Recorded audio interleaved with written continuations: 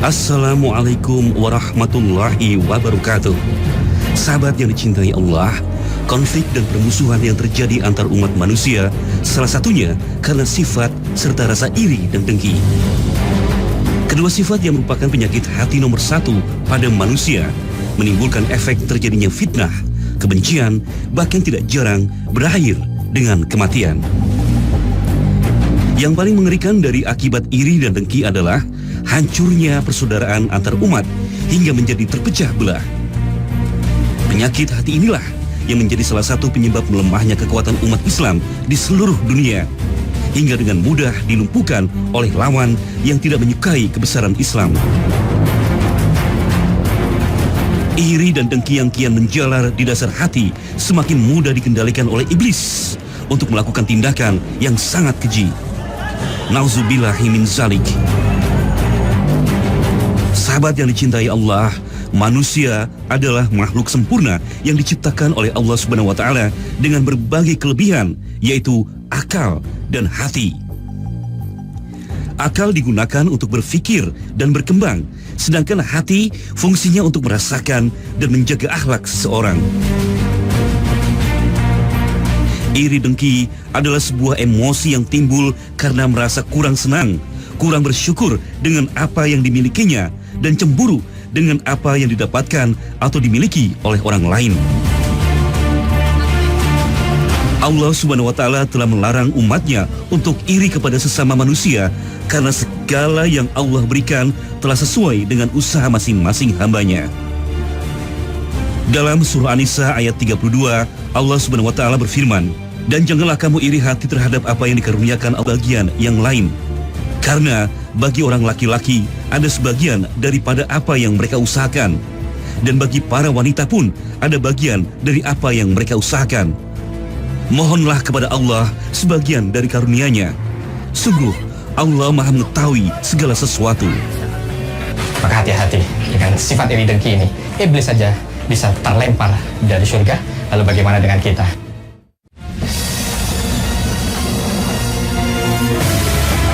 Sahabat yang dicintai Allah, berbagai peristiwa dan tragedi yang disebabkan oleh iri dan dengki sudah terjadi semenjak peradaban manusia dimulai. Dimulai dari iblis yang terusir dari surga karena telah melanggar perintah Allah untuk sujud kepada Nabi Adam alaihissalam sebagai manusia yang dianggap makhluk ciptaan Allah yang paling mulia. Iblis merasa bahwa dirinya jauh lebih mulia dibanding manusia karena iblis diciptakan dari api, sedangkan manusia diciptakan dari tanah. Inilah yang menyebabkan iblis merasa sangat dengki terhadap Adam alaihissalam. Maka barang siapa di antara kita memiliki sifat dengki, maka sesungguhnya kita telah memiliki salah satu sifat iblis, sesuai sabda Rasulullah SAW dalam hadis riwayat At-Tirmidzi.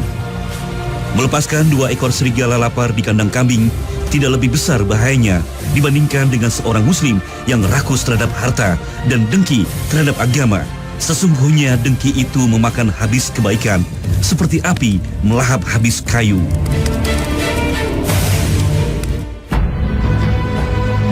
Sahabat yang dicintai Allah, iri dan dengki bukanlah sifat asal manusia.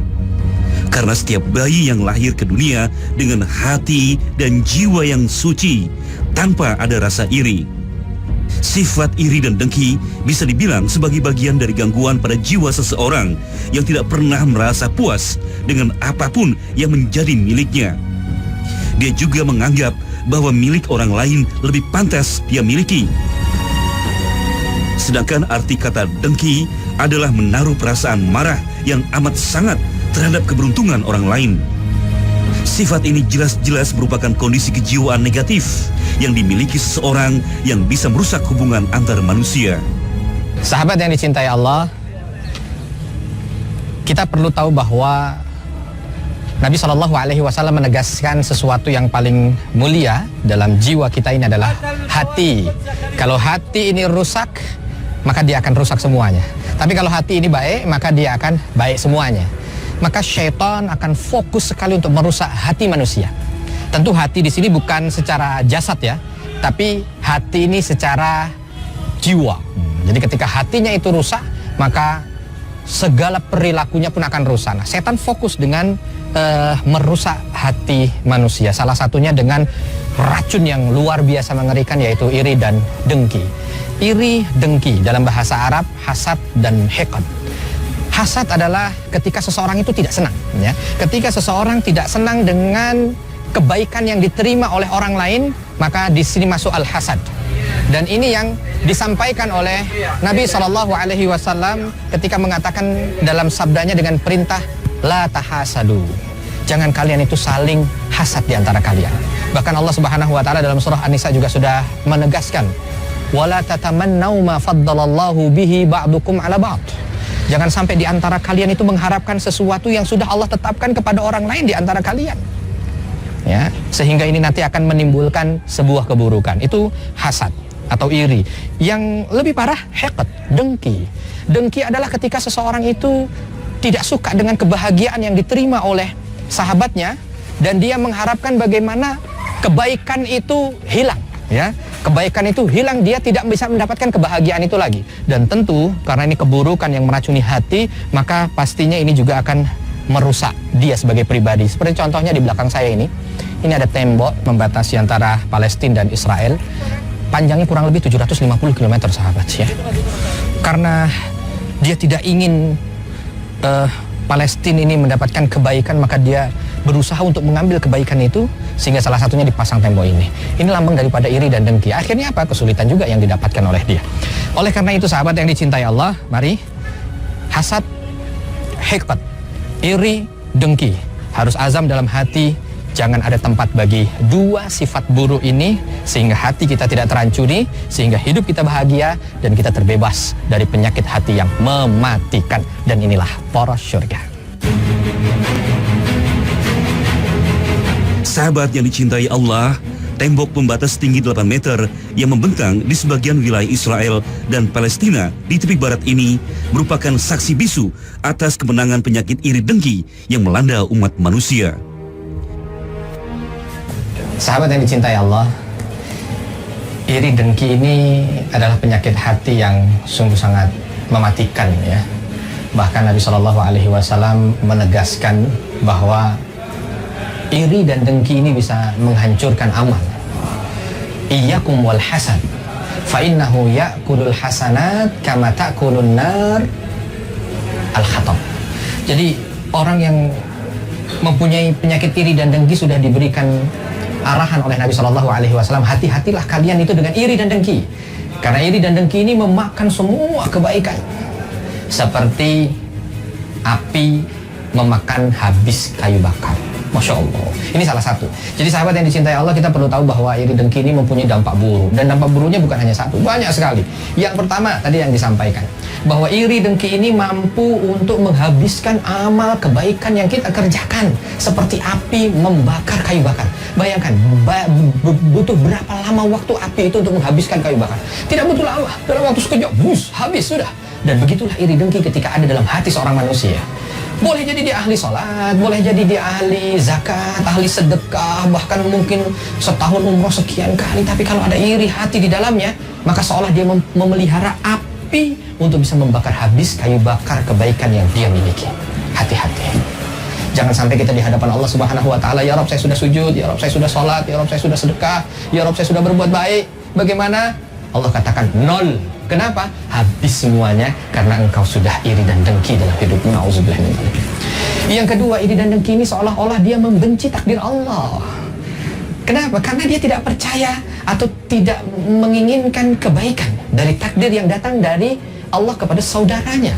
Jadi seolah-olah ketika dia benci saudaranya itu mendapatkan kebaikan, padahal itu merupakan takdir Allah, maka secara tidak langsung dia benci terhadap takdir Allah. Padahal percaya terhadap takdir itu bagian daripada keimanan, maka akan lari kepada keburukan berikutnya. Apa? Ini mempengaruhi keimanan seseorang. Jadi jangan sampai kita berkata iman dalam hati kalau masih ada iri dan dengki. Kenapa? Nabi SAW menegaskan, la yu'minu ahadukum hatta yuhibbu li akhihi ma yuhibbu li nafsihi. Tidak dikatakan seseorang itu beriman kalau dia itu belum mampu mencintai saudaranya seperti dia mencintai dirinya sendiri. Ketika dia tidak mencintai kebaikan yang dimiliki oleh saudaranya, maka ada kesalahan dalam keimanan dia, kekurangan dalam keimanan. Apalagi nanti timbul penyakit dan keburukan lainnya. Orang yang ada iri dan dengki di dalam hatinya ini hidupnya susah selalu. Jadi susah lihat orang senang. Orang lain naik jabatan, dia naik tensi. Orang lain masuk rumah baru, dia masuk rumah sakit. Kenapa? Nggak bisa dia lihat orang lain bahagia. Sehingga apa? Yang ada susah. Aduh kenapa, repot hidupnya untuk memperhatikan kebaikan orang, dan akhirnya dengan kebaikan itu menjerumuskan dia dalam kesempitan hidup. Ditambah lagi keburukan yang akan datang setelah itu, dia tidak fokus pada memohon kenikmatan kepada Allah, tapi fokusnya agar kenikmatan orang lain hilang. Jadi dia lupa doa, ya Rabb berikan kebaikan kepada hamba. Bukan itu doanya, tapi doanya, ya Rabb mudah-mudahan kebaikan fulan hilang. Alangkah repot hidup orang yang seperti ini, sahabat. Dan kita perlu tahu juga, dari sebab iri dan dengki ini akan menimbulkan permusuhan. Ini lebih besarnya lagi ya, permusuhan di antara kaum muslimin. Kaum muslimin bermusuh sehingga lemah. Keluarga musuhan sehingga lemah. Akhirnya apa?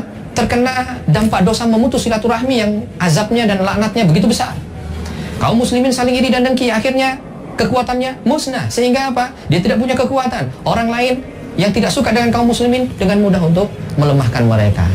Dan dampak-dampak yang lain yang mengerikan yang ditimbulkan dari iri dan dengki. Maka sahabat yang dicintai Allah, kita harus fokus bagaimana supaya kita mampu menghilangkan keburukan iri dan dengki. Dengan itu Allah pun hindari keburukan dalam kehidupan kita. Dan inilah poros syurga. Sahabat yang dicintai Allah, rasa iri dan dengki termasuk kerusakan yang akan menyakiti diri sendiri.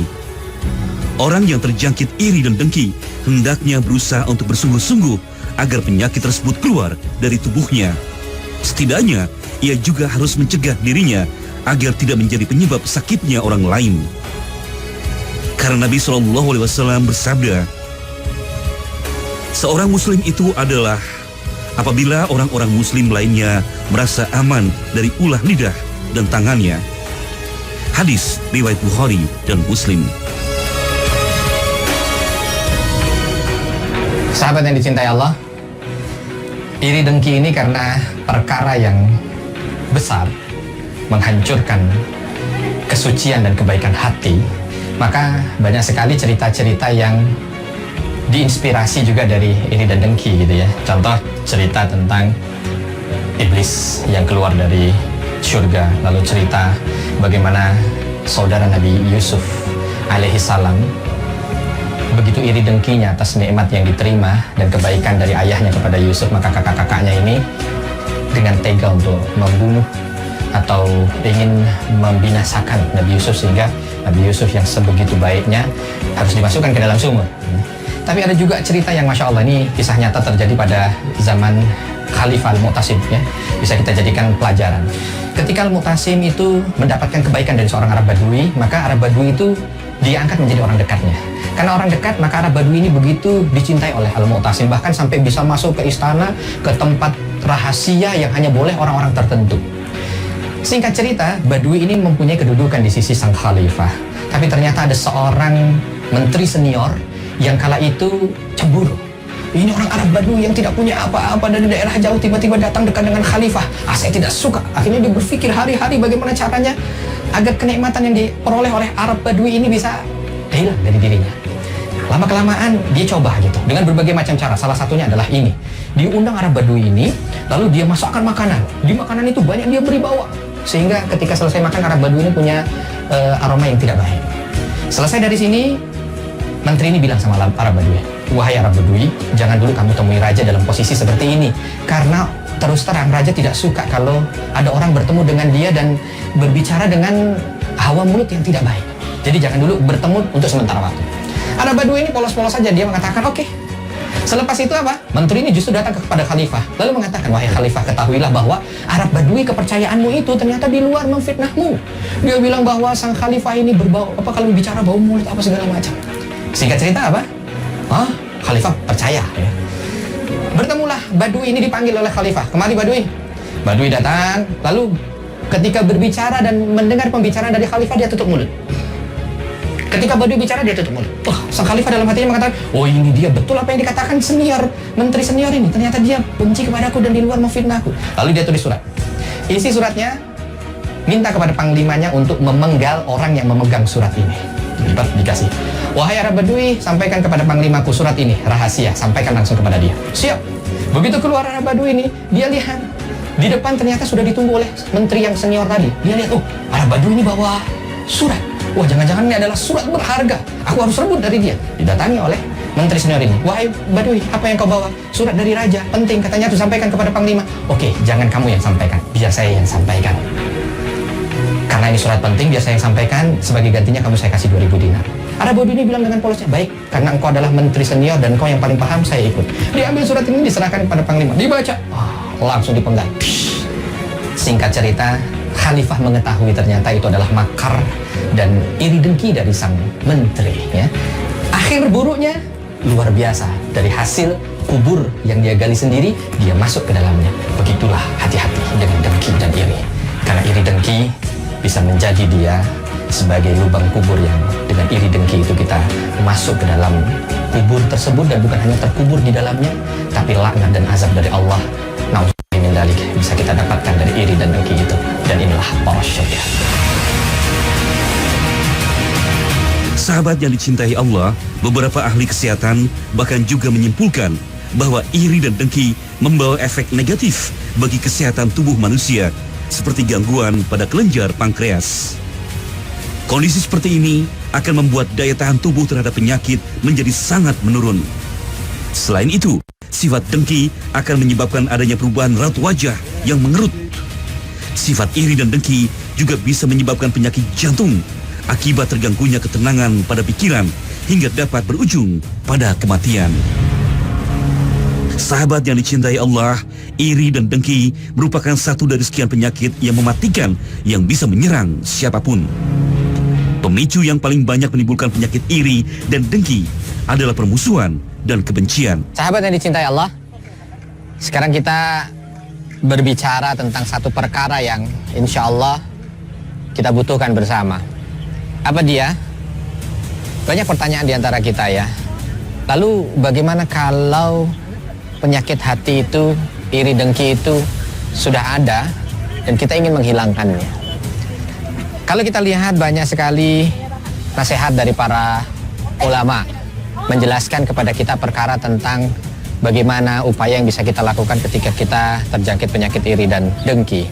Tentu yang pertama adalah timbulnya niat ikhlas di dalam hati untuk bisa keluar dari jeratan penyakit iri dengki ini dengan tulus, ya. Kalau belum ketulusan itu keluar, maka agak sulit bagi kita untuk bisa betul-betul keluar dari jeratan virus dan keburukan penyakit iri dan dengki ini. Yang kedua, tentu kita dibutuhkan ilmu supaya kita itu tahu bahwa ini merupakan penyakit yang mematikan, bahkan akan menimbulkan azab dan laknat dari Allah. Terus pelajari. Alhamdulillah sekarang dipermudahlah kita dengan berbagai macam kajian yang ada, dengan berbagai macam bacaan yang ada berkaitan dengan masalah keburukan iri dan dengki. Karena kadang-kadang ada orang yang dia tidak bisa keluar dari satu maksiat karena mungkin dia tidak paham kalau itu adalah sesuatu yang benar-benar berbahaya. Pelajari terus. Setelah itu, mari kita mencoba untuk melawan itu. Iri dengki kita itu kita lawan dengan obatnya, ya, karena setiap penyakit hati itu ternyata ada obatnya, ya. Sombong, obatnya tawadu, ya. Terus kalau orang sulit untuk bersyukur, ya obatnya qanaah gitu, ya. Nah, iri dengki termasuk bahagianya. Iri dengki adalah ketika dia mampu untuk senantiasa memuji dan memberikan kebaikan kepada orang lain. Maka tidak ada salahnya ketika hati ini sedang timbul iri kepada seseorang, coba deh datang ke orang itu untuk memberikan sesuatu yang baik kepada mereka. Ketika tidak suka dengan orang, dengki dengan orang, coba deh datang ketika sampai di satu majelis, misalkan ada orang membicarakan tentang kebaikannya, kelebihannya yang kadang membuat kita iri dan dengki kepada dia, coba sampaikan tentang kebaikan dia. Mudah-mudahan nanti ini juga akan memberikan obat tersendiri gitu, ya. Nah, lama-lama insya Allah lah itu akan sedikit terkikis. Kalau ada keinginan untuk iri dan dengki lagi, ta'awud kepada Allah Subhanahu wa taala untuk dijauhkan dari godaan syaitan yang terkutuk. Selanjutnya, dan ini mungkin sebagai pamungkas gitu ya, mari kita sama-sama juga memahami bahwa hidup kita ini terbatas dan kita akan diwafatkan oleh Allah Subhanahu wa taala. Jadi dengan itu mudah-mudahan kita sadar bahwa hidup di dunia ini tidak selamanya, dan kita juga sadar bahwa iri dan dengki kita itu nanti yang akan memberatkan kita ketika kita sudah masuk di dalam kubur. Sedikit demi sedikit dengan mengingat kematian ini, kita harapkan penyakit iri dan dengki ini bisa terkubur bersama dengan keinginan kita untuk mampu membuat diri kita ini jauh menjadi lebih baik dan terbebas dari jeratan iri dan dengki. Dan inilah poros syurga. Sahabat yang dicintai Allah, sungguh kita akan menjadi kaum yang merugi, yang akan terdaftar sebagai calon penghuni neraka jika kita tidak menjaga hati dari iri dan dengki. Seluruh amal ibadah serta kebaikan yang kita lakukan selama hidup akan menjadi sia-sia hanya karena kelalaian kita dalam menjaga kesucian hati. Sahabat yang dicintai Allah, ini ada pertanyaan ya dari Ibu mungkin ini ya, Mareta Mulyandini, yang dipertanyakan, Ustadz, Assalamualaikum warahmatullahi wabarakatuh. Kalau iri dan dengki itu kan tidak diperbolehkan. Saya ingin bertanya, apakah ada iri dan dengki yang diperbolehkan? Waduh, ya. Baik sahabat yang dicintai Allah, pada prinsipnya tadi kita sudah bahas bahwa iri, dengki dengan berbagai macam definisi dan keburukannya, ya. Tetapi kita juga perlu untuk sampaikan informasi bahwa ada model iri dengki yang dia itu tidak menginginkan keburukan itu hilang dari seseorang. Jadi dia tidak ada perasaan kok orang lain bisa saya nggak bisa gitu ya. Dan dia tidak menginginkan itu hilang dari seseorang itu, tapi dia ingin berlomba juga supaya dia bisa sama. Contohnya misalkan dia lihat tetangganya, kenapa dia gitu ya? Saya juga mau. Nah, ini dibedakan menjadi dua nih.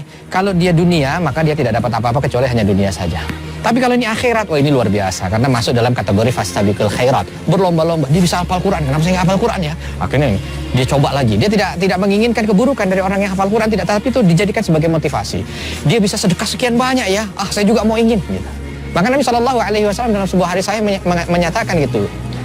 Tidak ada hasad, la hasada illa fisnatain. Tidak ada hasad kecuali di dalam dua perkara. Apa dua perkara itu?